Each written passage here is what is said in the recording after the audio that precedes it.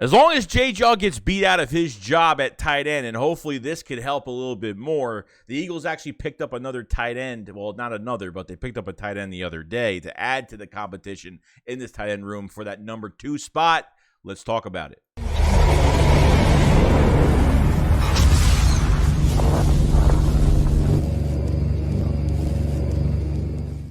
So Jaeden Graham, really interesting, okay? Now, Jaeden Graham, undrafted free agent from the Atlanta Falcons in 2018, okay?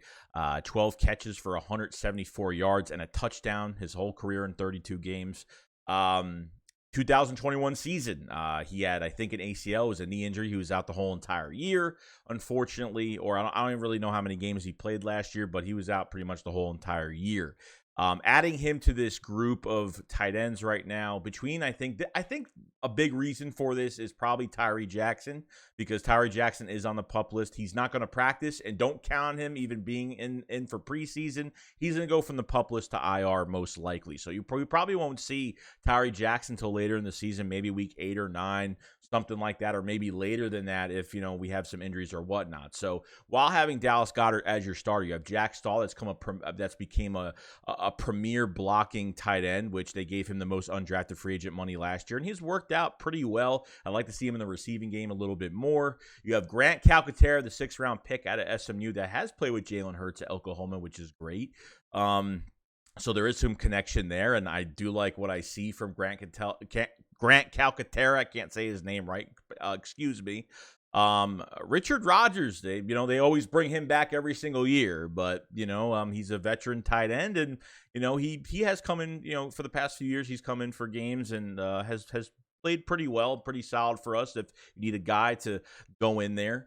Noah Tagai, that's just been mostly a camp body, and I think he was on another team last year. I could be wrong, but came back. And that's really it. You have J. Ortega-Whiteside that's not even going to make it on this tight end group as of right now. So what does this mean? I'm just glad they added another body. Since Tyra Jackson's not going to be here, they add another body for training camp. And, I'm not saying this guy's going to pan out. I'm just reporting on what the Eagles are doing, and that's pretty much it. I don't know how this guy's played. I mean, his stats are in for itself. Not much. 12 catches and since 2018, so and undrafted. So hey, you know what? The Eagles could turn him into something great as a backup to a number 3 tight end, if that's even the case, depending on how many they're keeping. I think he's got a uphill long battle in front of where Grant Calcaterra could be a lot better.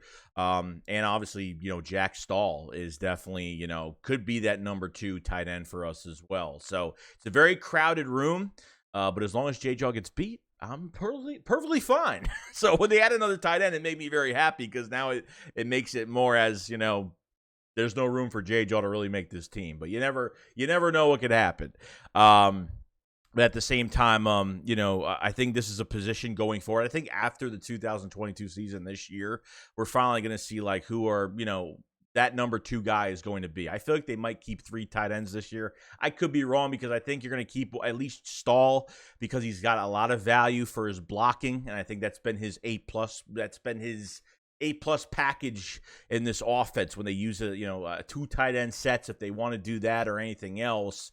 So we'll see what happens, but, adding another tight end is great. They add another defensive tackle, add more to your defensive line, and they add another tight end just for depth purposes and just for camp in general. And I think, like I said before, I think it's just because Tyra Jackson is not going to be playing at all. So you have to add in another body, and that's what they did. And I think he was one of the guys they did work out this past Monday when they worked out several free agents, and he kind of made the cut when they worked him out. So, guys, let me know what you guys think about Jaeden Graham, and you think this makes J-Jaw, more vulnerable to be cut this year when they start doing the cuts. I hope J-Jaw's cut like the first wave of cuts. I really hope, because now the cuts are going to be a lot larger now, because now you don't have 4 preseason games.